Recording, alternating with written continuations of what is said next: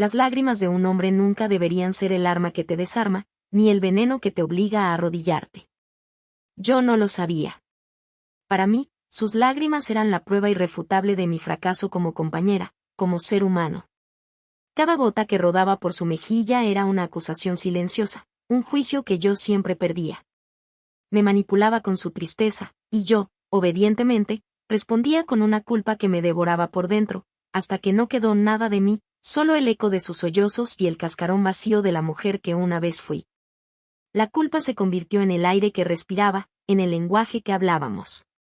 Y en ese silencio ahogado por su dolor fabricado, olvidé el sonido de mi propia voz, el latido de mi propio corazón. Creí que mi propósito era ser su ancla, sin darme cuenta de que él me usaba como ancla para hundirnos a los dos en un mar de miseria que solo él había creado. Su dolor era mi jaula, y yo misma me encerraba dentro cada vez que él giraba la llave con un temblor en los labios y una humedad calculada en los ojos. No había gritos, no había golpes. La violencia era mucho más sutil, más elegante. Era una guerra de desgaste emocional, y yo era un soldado desarmado, convencido de que luchar por mi propia paz era un acto de traición imperdonable. Esa creencia fue mi verdadera condena, mucho antes de que él pronunciara la primera palabra lastimera. Antes de que el mundo se tiñera de gris, hubo un tiempo en que todo era luz. Recuerdo el principio de nuestra historia no como un presagio, sino como un poema. Él no era un villano de cuento, era carismático, brillante, con una risa que parecía capaz de reparar cualquier cosa rota. Me enamoré de su forma de ver el mundo, de la pasión con la que hablaba de sus sueños, de la ternura con la que sostenía mi mano. Construimos un refugio hecho de promesas y planes a futuro. Hablábamos de viajes que haríamos, de una casa con un pequeño jardín, de envejecer juntos en un porche, viendo pasar la vida. En esa primera etapa, yo era mi propia persona. Tenía mis amigos, mis aficiones, una carrera que me apasionaba. Era independiente, vibrante. Él decía admirar esa fuerza en mí, esa chispa de autonomía. Eres un vendaval, me dijo una vez, y me encanta que me arrastres contigo. Yo le creí.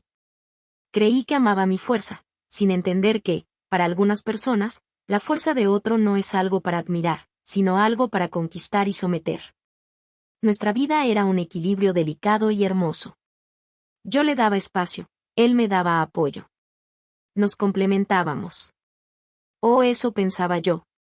Mirando atrás, veo las primeras grietas, tan finas que eran casi invisibles.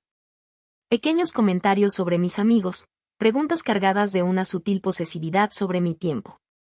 Pero todo era tan suave, tan envuelto en un lenguaje de amor y preocupación, que era imposible verlo como una bandera roja. Era, simplemente, el cuidado de alguien que me amaba profundamente. Y yo, que siempre había anhelado una conexión así de intensa, lo interpreté como la máxima expresión de amor. Quería ser su todo, y él parecía querer lo mismo. No vi el peligro en esa fusión, en ese deseo de disolver mi identidad en la suya. Creía que el amor verdadero significaba sacrificio, y estaba dispuesta a ofrecerlo todo en el altar de nuestra relación, sin saber que solo uno de los dos estaba haciendo ofrendas. La felicidad de esa época es ahora un recuerdo agridulce, una fotografía descolorida de una mujer que ya no reconozco, sonriendo con una inocencia que estaba a punto de ser brutalmente desmantelada. El primer giro, el verdadero comienzo del fin, no fue un evento cataclísmico. Fue pequeño, casi trivial. Una noche, mis amigas de la universidad organizaron una cena. Hacía meses que no las veía, y la emoción me burbujeaba por dentro. Se lo conté con una sonrisa, esperando que compartiera mi alegría. Pero su rostro se ensombreció. No se enfadó. No gritó. Hizo algo mucho peor. Se sentó en el borde de la cama, con los hombros caídos, y una profunda tristeza se apoderó de sus facciones. Claro, ve, dijo con una voz apenas audible, rota. No te preocupes por mí. Estaré bien aquí, solo. La palabra solo quedó suspendida en el aire, cargada de un peso insoportable. Me acerqué, confundida. ¿Qué pasa? Pensé que te alegrarías por mí. Y entonces, la primera lágrima. Rodó lentamente por su mejilla, una obra maestra de la interpretación. Es que, a veces siento que no me necesitas, susurró. Siento que todos los demás son más importantes. Y me quedo aquí, pensando en ti, y duele. Fue como un puñal helado en el pecho. La culpa. Apareció de la nada, instantánea y abrumadora. ¿Cómo podía ser tan egoísta? Él, que me daba tanto, y yo, a punto de abandonarlo por una simple cena. Mis planes, mi alegría, todo se encogió hasta volverse insignificante frente a su dolor. No, no es eso, le aseguré, mientras mi propia voz temblaba. Cancelé la cena. Le envié un mensaje a mi amiga, lo siento, surgió algo. Me quedé en casa, abrazándolo mientras él sollozaba suavemente, diciéndome lo mucho que significaba para el que me hubiera quedado. Esa noche, gané su aprobación, pero perdí la primera pieza de mi alma. Y una vez que descubrió que esa táctica funcionaba, se convirtió en su única arma. Cada vez que yo intentaba reclamar un trozo de mi individualidad, cada vez que quería hacer algo por y para mí, aparecía el mismo guión. Las lágrimas, la voz quebrada, las acusaciones veladas de abandono y egoísmo. Y yo, cada vez, cedía. Porque el dolor de su tristeza me resultaba más insoportable que la anulación de mi propia existencia. La caída no fue un desplome súbito, sino un descenso lento y agónico hacia un abismo oscuro. Mi mundo, que antes era vasto y lleno de color, se fue encogiendo hasta caber en los límites de su estado de ánimo. Dejé de hacer planes con mis amigos, porque la anticipación del drama que se desataría era demasiado agotadora. Mis aficiones se marchitaron, olvidadas en un rincón, porque requerían tiempo y energía que, según él, le estaba robando a nosotros. El trabajo se convirtió en una fuente de estrés, no por las tareas, sino por la ansiedad de llegar a casa y encontrarlo con esa mirada herida si me había quedado 10 minutos más tarde. Vivía en un estado de alerta constante, monitoreando su humor, anticipando sus necesidades, haciendo todo lo posible para evitar la detonación de su fragilidad. Me convertí en una experta en caminar de puntillas por mi propia vida. El silencio en nuestra casa era denso, pesado. Ya no había risas, solo la tensión de una bomba de tiempo emocional que podía estallar en cualquier momento. La culpa era mi compañera constante. Me sentía una persona horrible. ¿Cómo podía causarle tanto dolor a la persona que amaba? Sus lágrimas eran el espejo en el que yo veía reflejada mi propia monstruosidad. Me haces sentir tan solo, creí que te importaba, supongo que no soy suficiente para ti. Esas frases, susurradas entre sollozos, se convirtieron en mi banda sonora interna. Empecé a creerlas. Empecé a verme a mí misma como él me pintaba, egoísta, insensible, cruel. Toqué fondo el día del cumpleaños de mi madre. Ella cumplía 60 años y mi familia había organizado una fiesta sorpresa. Era un evento inamovible, sagrado. Se lo recordé con semanas de antelación. La mañana de la fiesta, se despertó con los ojos enrojecidos. No dijo nada, pero su silencio era un grito. Cuando me estaba vistiendo, se derrumbó. Se sentó en el suelo, abrazándose las rodillas, y lloró. Lloró como un niño perdido, diciendo que se sentía enfermo, que tenía un presentimiento terrible, que no podía soportar que me fuera. Por favor, no me dejes hoy, suplicó. Te necesito. Me quedé paralizada, dividida entre el amor por mi madre y el terror a su dolor. Y en un acto de cobardía y agotamiento que me avergonzará por siempre, llamé a mi hermana y le dije que no podía ir. Que estaba enferma. Escuchar la decepción en la voz de mi madre fue como sentir que algo se rompía irrevocablemente dentro de mí. Esa noche, mientras él dormía plácidamente a mi lado, supuestamente recuperado de su malestar repentino, yo me miré al espejo y no reconocí a la mujer que me devolvía la mirada. Era una extraña, con los ojos vacíos y el rostro demacrado por una tristeza que ni siquiera era mía. Estaba completamente perdida, ahogada en la culpa que él me servía como desayuno, comida y cena. Había borrado cada línea de mi ser para convertirme en el lienzo de sus emociones. Y en ese lienzo, no había nada más que oscuridad. La chispa de cambio llegó de la forma más inesperada, no como un rayo de luz, sino como una pregunta tranquila y penetrante. Habían pasado semanas desde el cumpleaños de mi madre. Yo me movía por la vida como un autómata, funcional por fuera, pero muerta por dentro. Un día, en el supermercado, me encontré con Ana, una antigua colega de trabajo que siempre se había caracterizado por su honestidad brutal y su enorme corazón. Al verme, su sonrisa se desvaneció y fue reemplazada por una expresión de genuina preocupación. «Dios mío», dijo, acercándose. «¿Estás bien? Pareces un fantasma». Intenté la sonrisa falsa que ya se había convertido en mi máscara por defecto, pero se desmoronó. «Estoy cansada, es todo». Ella no lo compró. Me tomó del brazo suavemente y me llevó a una pequeña cafetería cercana. No me presionó para que hablara, simplemente se sentó frente a mí y esperó. Y entonces, sin saber muy bien por qué, las palabras empezaron a salir. Le conté todo. El patrón, las lágrimas, la culpa asfixiante, el incidente con mi madre. Lloré por primera vez en meses, pero no eran sus lágrimas calculadas, eran las mías, calientes y reales, nacidas de un dolor auténtico. Cuando terminé, esperaba compasión, tal vez un consejo sobre cómo arreglarlo. En cambio, Ana se quedó en silencio por un largo momento, me miró fijamente a los ojos y dijo algo que alteró la química de mi cerebro. «Escúchame bien», dijo con una voz firme pero amable. «Su tristeza no es tu responsabilidad. Es su herramienta». Hice un gesto para defenderlo, el reflejo condicionado de la culpa. «Pero él sufre de verdad, yo lo veo», ella me interrumpió. «No dudo que sienta algo. Pero la pregunta no es si su dolor es real. La pregunta es, ¿para qué lo usa? Lo usa para controlarte. Para que renuncies a tu vida, a tu alegría, a tu familia. Y tú se lo permites porque eres una buena persona, porque tienes empatía. Pero tu empatía no debe ser tu cadena perpetua». Y entonces, pronunció la frase que se convirtió en mi mantra: «Tú no puedes seguir prendiéndote fuego para mantenerlo a él caliente». Esa metáfora, tan simple y tan devastadora, me golpeó con la fuerza de una revelación. Prendiéndome fuego. Eso era exactamente lo que estaba haciendo. Me estaba consumiendo, quemando cada parte de mí misma para darle a él un calor momentáneo que nunca era suficiente. Por primera vez en años, una idea extraña y radical se abrió paso en mi mente. ¿Y si yo no era la mala de la historia? ¿Y si mi único crimen era amar demasiado y protegerme demasiado poco? Esa pregunta no me salvó de inmediato, pero fue la primera piedra que coloqué en el camino de regreso hacia mí misma. Fue la chispa.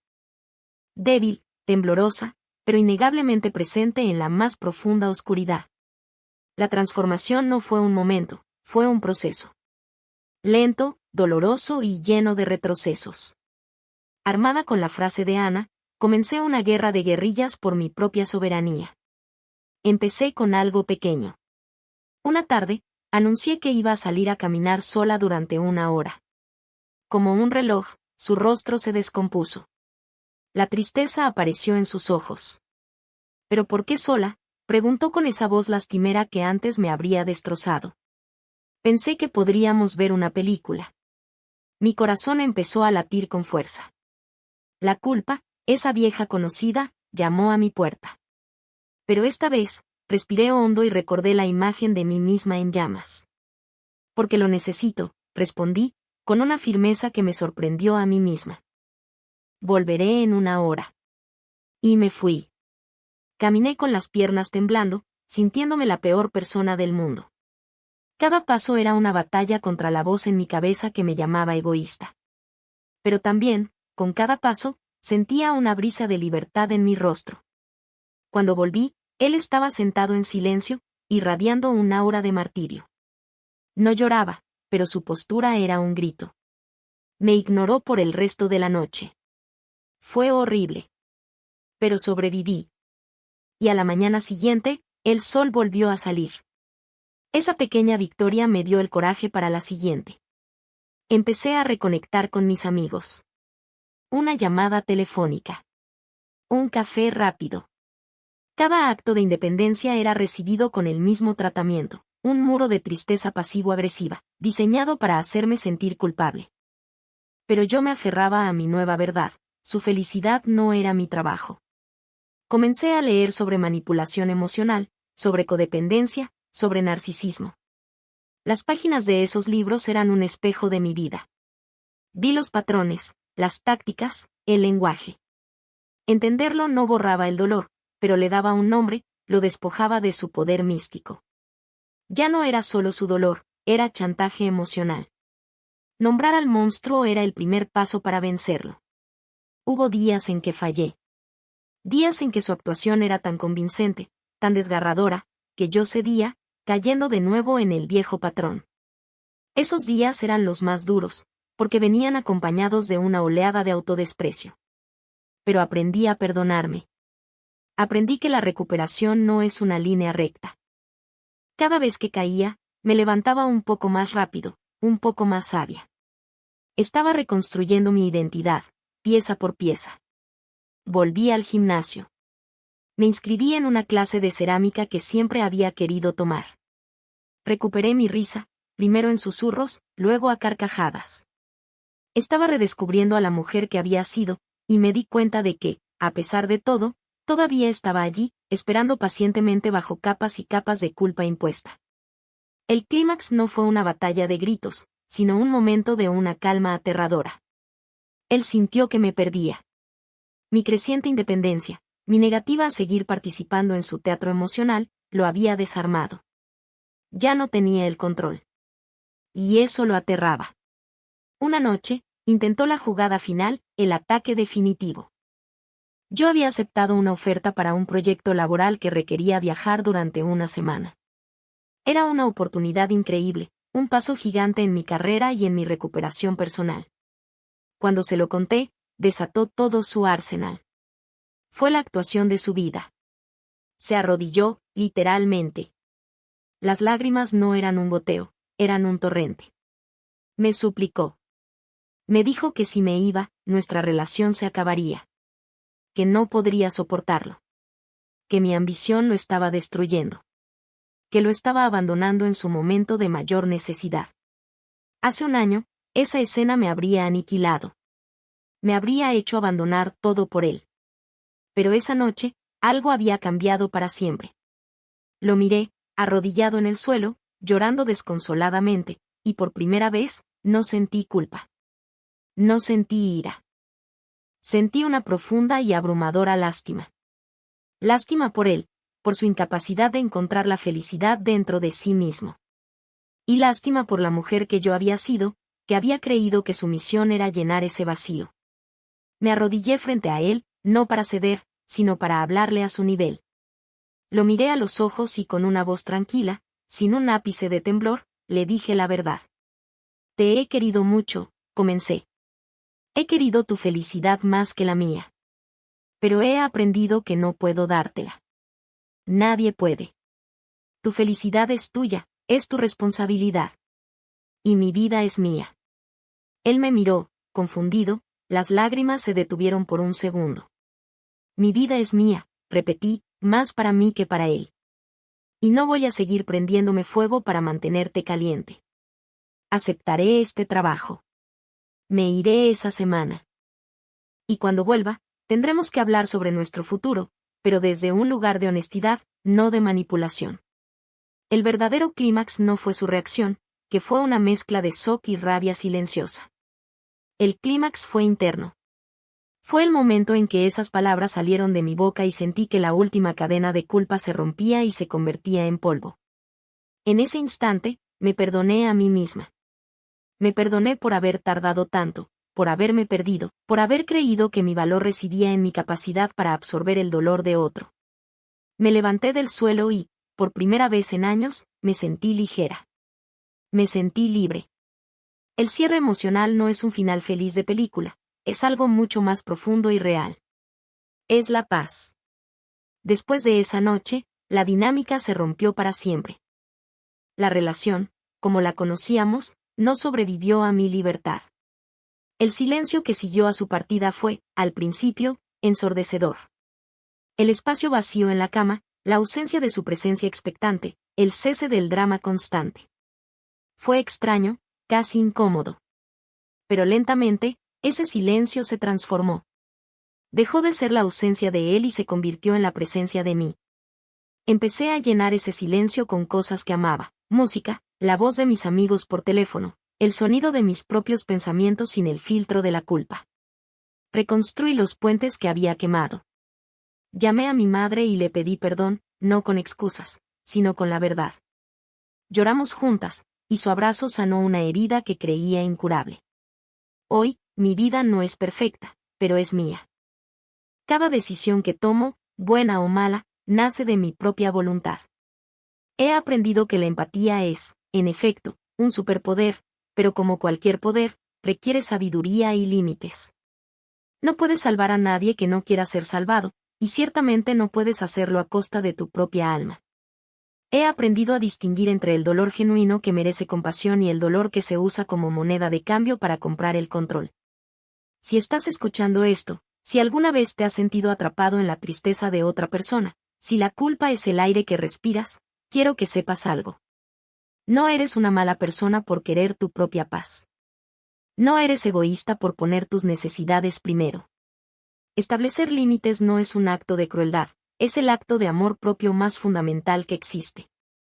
Tu corazón no es una deuda que debas pagar con tu propia tranquilidad. Eres digno de una alegría que no dependa del estado de ánimo de nadie más.